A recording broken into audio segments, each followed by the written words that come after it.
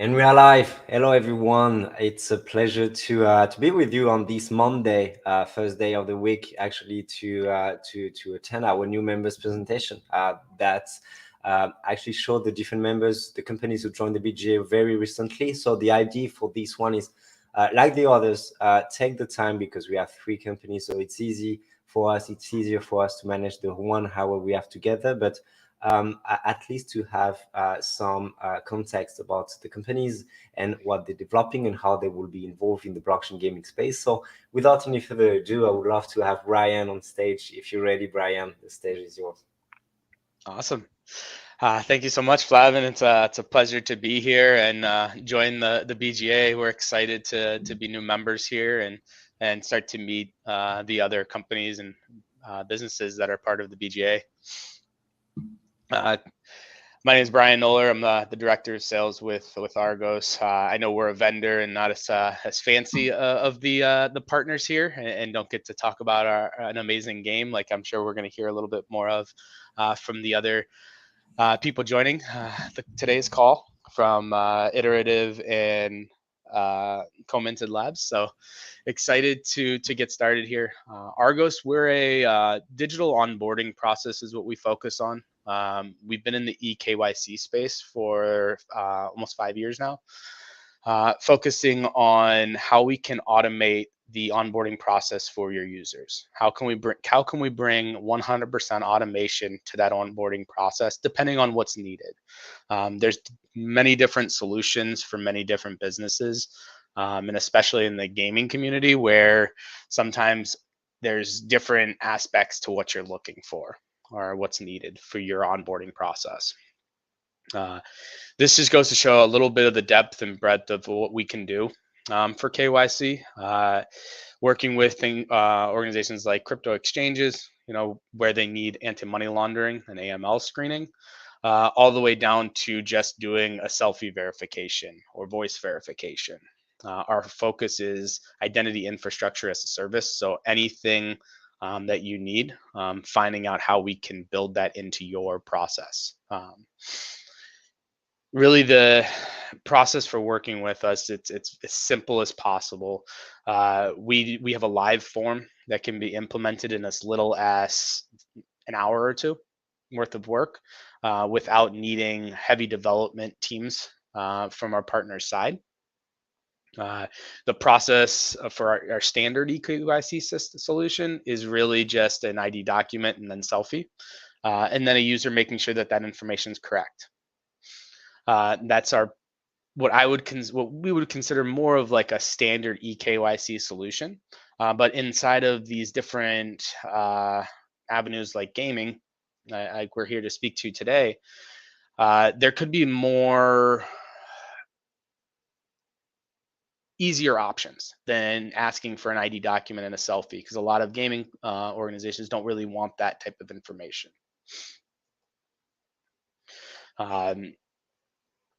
Some of the organizations that we work with today, organizations like Gala, Nexon Gaming, Played App, Probit, in this Web3 space, in crypto space, really focused heavily on, again, that time it takes your user to sign up, that 100% onboarding solution, or automated onboarding solution. Really, the building time for getting this process in place on your side, making that as simple as possible. And then even from your user's perspective, we've heard nightmares of it took a day or 2 days to get a user onboarded because they need to do a heavier KYC process. We can get that down to less than a minute, depending on what's needed, depending on the user's network connection, especially in the gaming area. Typically, users have a pretty good connection, so that could be less than a minute. Making sure that there's less and less potential drop rates for your users. And then also on the back end for your development team, saving you costs of hiring additional engineers for creating that whole onboarding process. Obviously, you still have to have some sort of onboarding process for your side, and this is just added into that.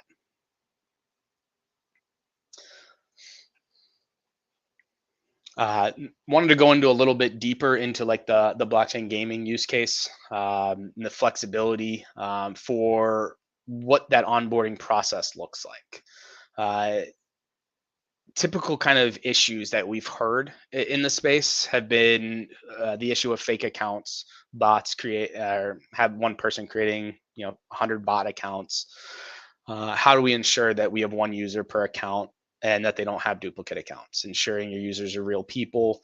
If users want to withdraw money at times from the platform, there may be higher level KYC requirements. That's definitely an area where we would recommend higher security for that onboarding process.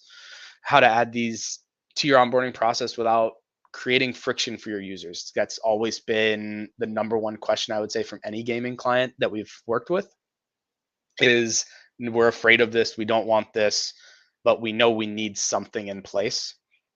So how do we create it without a heavy friction with our users, creating a lot of friction with our users?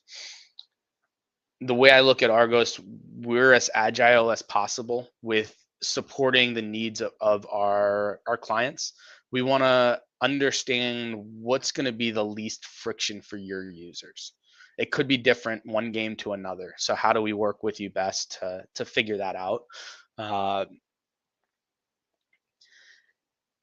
couple of the different options that we've worked with the gaming space have been ID document and selfie verification would be the higher level, and then going down, you could just do maybe ID document upload only for age verification purposes, ensuring that that's a live picture and not an uploaded picture, less chances of being doctored. But even on the back end, we're ensuring that that document's real and hasn't been doctored. It's just easier to do if it's a live picture. But we've also had some organizations come to us and say, hey, we don't want any ID document information because that's considered PII, personal identifiable information. We want to just do a selfie and a voice verification. And match those up, and then we can use that voice verification maybe if the user ever loses their account or something like that. So we've created these different processes based on use cases that our clients have brought to the table, and hoping to continue and build that and understand from the community here with the Blockchain Gaming Alliance, and see how we can continue to build on top of Argos. One of the other pieces that we've done over the past year is created the option for users to create a reusable digital ID if they go through our full KYC process. So if they're pulling money off of your game, one thing you could give back to them is a reusable ID that's actually branded with your logo. So every time they reuse it, they would see, iterative games, for example, for lack of a better example right now. But to give you an idea of what that process looks like, I want to show a quick video of what our standard KYC process looks like. Oops, there we go. Typically, you'll start with of course.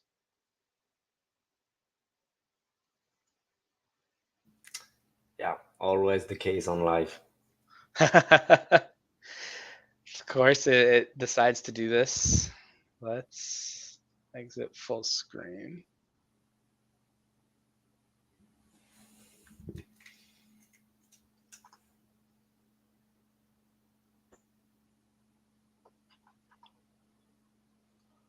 Let's try this. There we go. Yeah.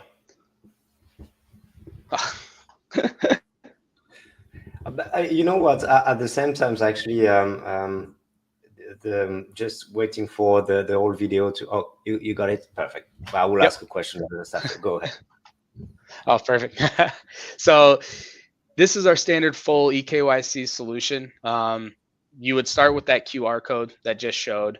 Then the user chooses which language they go through the process in, types in their email, checks some terms and conditions. There could also be an extra checkbox here.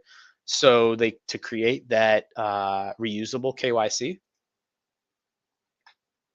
And I'm just gonna kind of skip through and hopefully that it catches up at times here to make this a little better.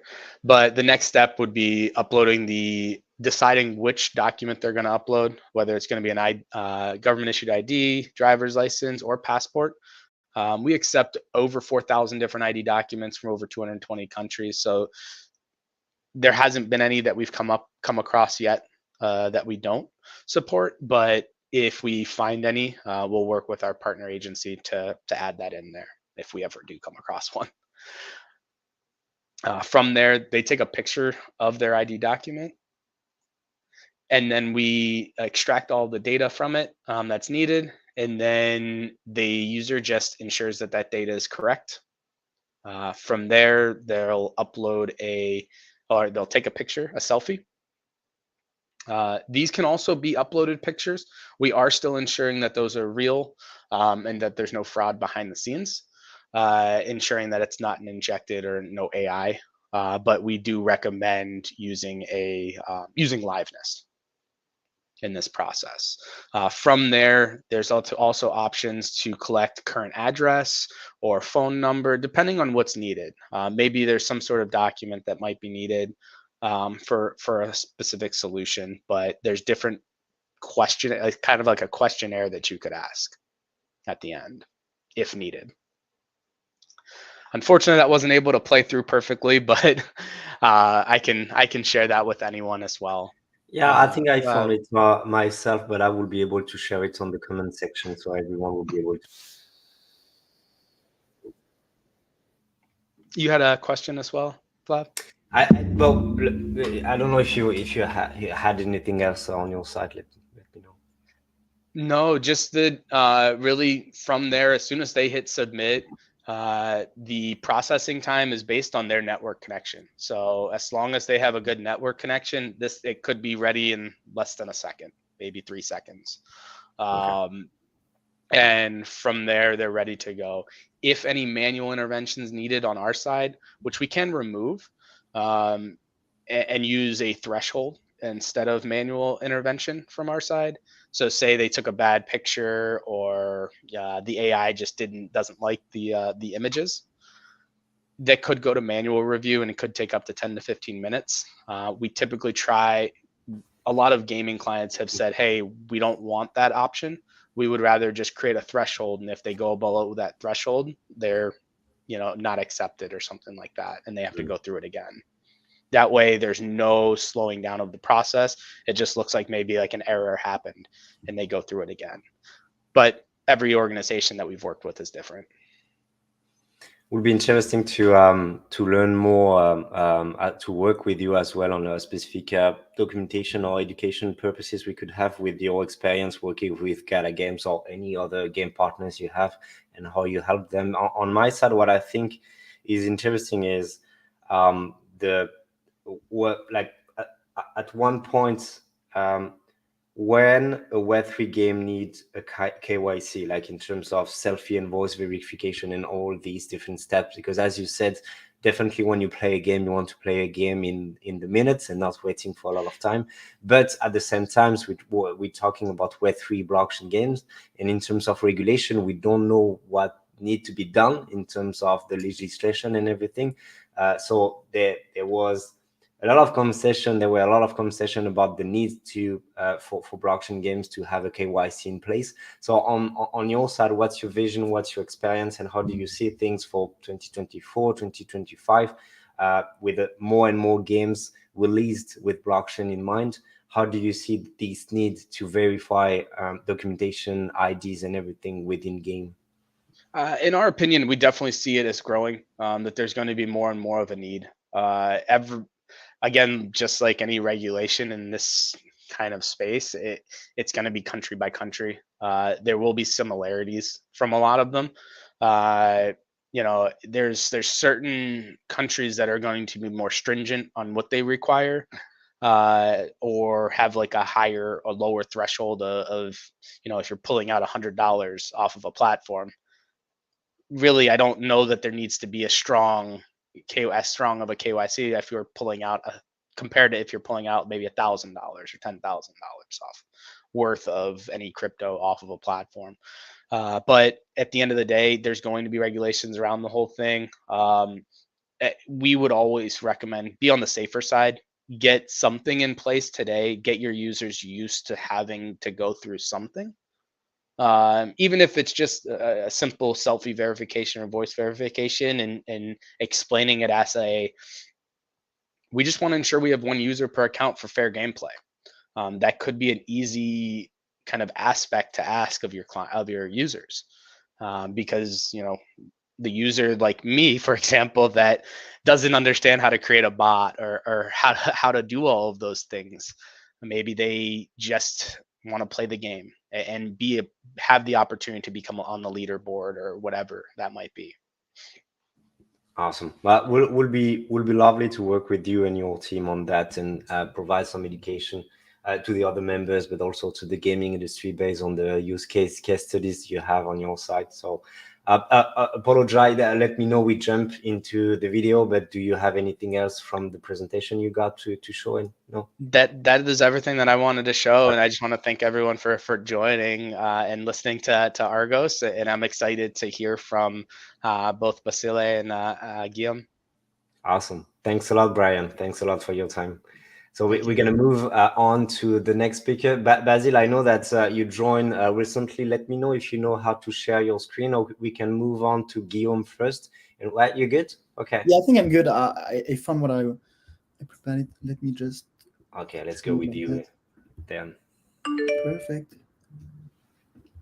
Okay, and there it is. Okay, oh, sorry. It's closed. Let's see on my side. Perfect. Now I can, if I do it like this, should be good. Present, screen share. There it is.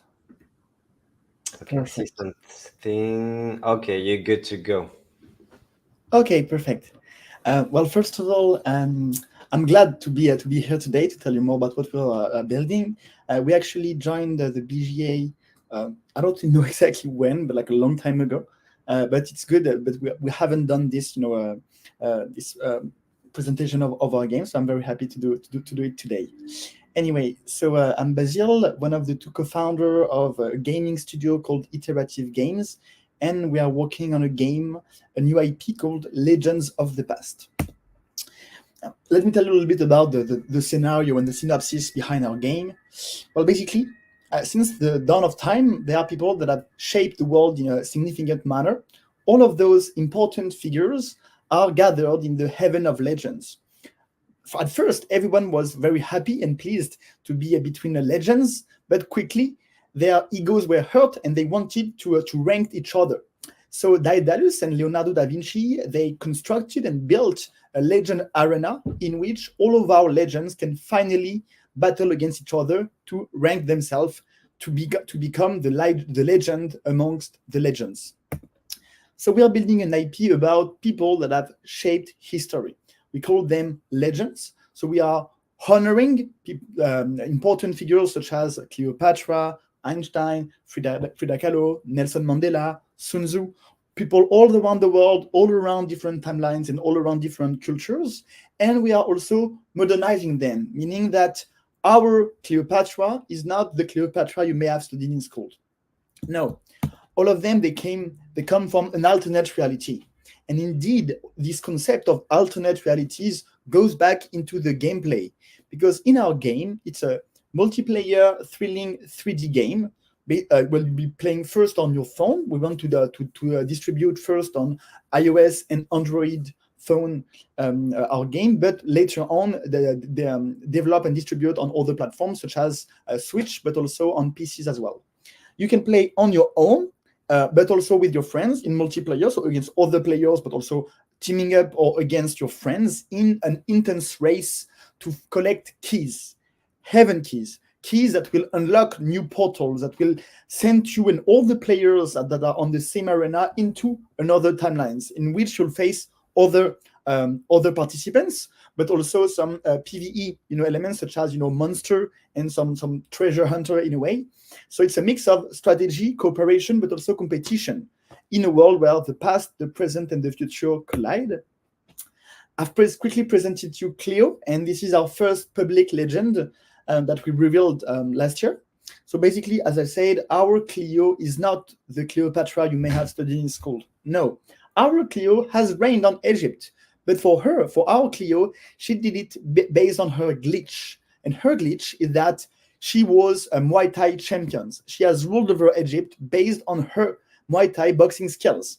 So all of our legends, they all share some similarities with their historical counterparts, but all of them have something unique, something fresh, this glitch. So all of our legends are a little bit different because they come from an alternate reality. So you have now a better idea of what we are building, even if you haven't seen our prototype, because it's still confidential. But what you can know is you'll be playing around with legends that all of them have a glitch, and you'll be moving forward and backward times through in different historical eras. Our business model comes from our expertise, our gaming studio, meaning implementing some in-app purchases that is like purely Web2. People can spend, like for gameplay or social in-app purchases within the game. But we're also implementing, a Web3 experience and Web3 experience with our community. So people who are holding our NFTs will have access to a token-gated experience, within the game. And in this premium, experience, they'll have access to financial rewards, such as cash prizes. That could be like our own native token. That will be, also other cash prizes sponsored by brand, but also cross-marketing with other, NFT games or NFT collections for our rewards. And also, last, some community decisions, some governance decisions inside our legend committees. And I conclude, like this. So although we are still, in development of the game, and we aim to release a playable alpha this year, while we are growing as a studio, we also gathered, a very strong and active community of early supporters, both on X or Twitter, but also Discord and through our mailing list. And with that, early community, we released a couple of months ago our first, brand teaser explaining the theme of Legend of the Past, and it went viral. We had more than 160,000 views in just 5 days, purely organically. And that, that momentum in the middle of a very difficult bear market, we managed to raise a little bit. Again, our goal was not to oversell NFTs in all directions, but to keep, a gameplay and a tokenomics that is sustainable over time. So we progressively onboarded our community into investing in our project. And so we raised between June and September 100K with these communities, but also more with like business angels who invested in our company as a studio, and we also received some Web3 and also gaming grants. And last, I will conclude with presenting, like our core team. So our core team is based on team members that have a lot of experience in the gaming industry, who have worked on some of the biggest gaming hits, some of the, Supercell, games such as Clash of Clans, Clash Mini, or Brawl Stars, but also some very French game by a gaming studio called Ankama, such as who developed Dofus or even Wakfu. And last, other amazing games that you may know, such as Assassin's Creed Valhalla for Marvin Gregor, or even Kingdom Guard or Subway Surfers for our senior programmer Thomas. So we have a small but very strong and experienced, core team. We've also experienced, advisor, both from the gaming industry, but also in the Web3 industry. But we also have half of a dozen freelancers, outsource, talent who are also working directly for us on missions for like 3D modeling, texturing, animation, motion design, or different range that we need for the development of our game. If you have any question, I'll be very happy to answer them. Pretty cool. Thank you a lot, Basil. Had the chance to follow your path and what's happening inside with the game as well. So pretty excited about that. And we're going to have opportunities for the year to have you during our demo days to show some glimpses about the game for sure. And we will be at NFT Paris, but one day before NFT Paris, we're going to have our side events for all afternoon of networking opportunities and also panels. and Basil will be one of the speakers. So we're pretty excited about that. So that would be awesome. That would be a very cool event with you. Thanks a lot, Basil, for your time. Pretty cool. My pleasure. Always a pleasure. Guillaume, last but not least, happy to have you, CEO and founder of Communited. If you're ready, the stage is yours. Great. Cool. Thank you for having me here today. So my name is Guillaume. I'm the founder of Communited Labs. We're a metaverse design studio. I'll start off maybe with a bit of context about myself and the company. My background is in digital media. I've worked at Accenture and Publicis for about 7 years. And I worked with large clients like LVMH, BMW, and several others. In 2021, I decided to leave the corporate world and I launched Communited Labs. So one of the main reasons I did this crazy thing is I became passionate about the metaverse and the gaming space. And I also realized the potential, obviously, for brands to use these platforms as efficient marketing channels. And so on our first year, we really focused at Communited Labs our efforts on helping brands and businesses explore this new realm of Web3 and gaming by co-creating with them 3D experiences in UGC platforms like Decentraland, Spatial, Fortnite, and others. And so fast forward 2024, we're now a team of 25 plus people. We have around 50 clients, and most of our clients are actually in the Web3 gaming space and traditional gaming studios. We've designed over 1,000 3D assets for our clients. We also created an educational program to teach kids about the basics of the metaverse and Web3. So that was a very exciting project. And we won several metaverse design awards for projects in various metaverse platforms like Decentraland, etc. So our services, we have actually 2 pillars of services at Communited Labs. Our main one today is game art outsourcing. So we basically help indie studios and game developers with their 3D game art production. And our second area of expertise is everything around metaverse experiences. And for this, we build immersive content for brands on UGC platforms, like I mentioned, Decentraland, Sandbox, even Fortnite more recently. So our team today, we have a full stack 3D team. So we can cover almost every steps of the 3D production pipeline. And we can do everything from character design, animation, 3D environments, VFX, and so on.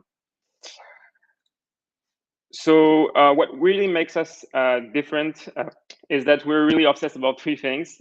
First is our processes. So obviously there are many talented 3D artists and freelancers out there, but we believe that when you design a large amount of assets for a game, good processes really makes a difference for meeting deadlines, and it makes you save a lot of time. So we really are focused on processes. And the second thing we're obsessed about is simplifying the life of our clients. And this comes with great onboarding. We have also internal tools, project presentation templates, and a lot of automated processes. And finally, we really strive for premium game arts while keeping our projects affordable. And so the way we actually stay affordable is with a really different approach from most other studios out there. We have actually productized our services late last year into monthly plans. And this way we give our clients really predictability in costs, but also a very clear scope of work and quota of hours per month. So today we have 3 plans with our most affordable starting at $2,000 per month. And with each plan, you have basically a quota of hours that you can allocate to different projects and specialists in our team. You can cancel your plan anytime. You can scale it, downscale it. We are very flexible on that end. So these are actually 2 examples of how we implement technology to improve our processes internally. Firstly, we have our own project management dashboard that we use exclusively with our clients. And so in this dashboard, they can subscribe to a plan, they can send us their project brief, they can share feedback, and they can communicate with us and our artists all in one place. And then in the past 2 years, we've also put together a curated database of over 1,000 AI tools, add-ons, asset packs for 3D artists, and we plugged all of this data into a custom GPT. And here the idea was to create a 3D art assistant to help 3D creators, but also game developers to find useful tips and tools to build their game. So obviously this is quite early stage still, but we're very excited about developing it further this year. That was a quick presentation. Finally, I really love to give a quick shout out to one of our clients and show you some of our work. So TCG World is actually a web3 metaverse that we've been working with for the past 2 years now. And we have designed over 100 creatures for them and for their upcoming game. Soon you'll be able to capture these very cool creatures in the open world of TCG, and then join battles in arenas to fight with other players in the world. So you can find out more on their website as well. That's it for me. Thank you for listening, and if you have any questions. Thanks a lot, Guillaume. I didn't know that. Obviously, you knew TTG being a member of the BGA as well, and didn't know that you built a lot of things for them as well, which looks pretty cool. So Thanks. at some point, when you have any footage or glimpses of the animation and everything, you let me know, right? Sure, definitely.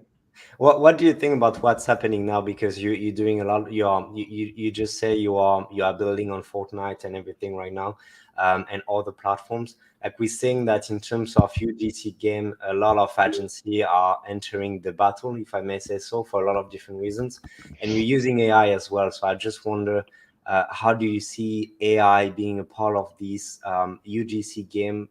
We can focus this around Web3 with the sandbox if you want to, but what would be the part of AI for these games and for your work, for the customers you have on your side? Yeah, like you mentioned, Fortnite has been very popular in the past year. When we started in 2021, there was a very prominent interest from brands to engage in Web3 metaverse platforms. Unfortunately, this year, the demand has kind of slightly decreased on that end. However, there's still brands experimenting and testing on those platforms. But in regards to AI, I really believe in at least in the game art space for 3D, for what we do, AI is really helping us in the initial stages with concept art and giving us ideas. But once we come to actually modeling and all of that, doesn't really respond to our kind of problems. And so we still use kind of manual work. Obviously, those platforms like Roblox, especially Roblox, I think recently introduced an AI chatbot that helps you kind of build your world and create environments with prompt. So all this is very exciting, and we're definitely monitoring it. And like I said, we have a database of over like 100 tools around AI, and we're experimenting them, testing them, and seeing if they really help us for game development. So far, we've seen some interesting things with animation, some interesting things to create skyboxes and all of that. But artist is still very important at this stage, and the manual work is still needed. Still playing a big part of the process for sure. Okay, thanks a lot, Guillaume. Thanks a lot, Brian, Basil, as well for your time. It was really wonderful to have you. We'll see you, Basil. I will see you very soon. But also, I had a question for you, Guillaume. I had a question for you regarding, the different production pipeline. What you've shared with us for TCG is, I believe, like a high poly resolution. But like for myself, I'm building a mobile game, so I'm definitely looking more low poly kind of 3D modeling. Well, are you guys experienced with mobile production pipelines?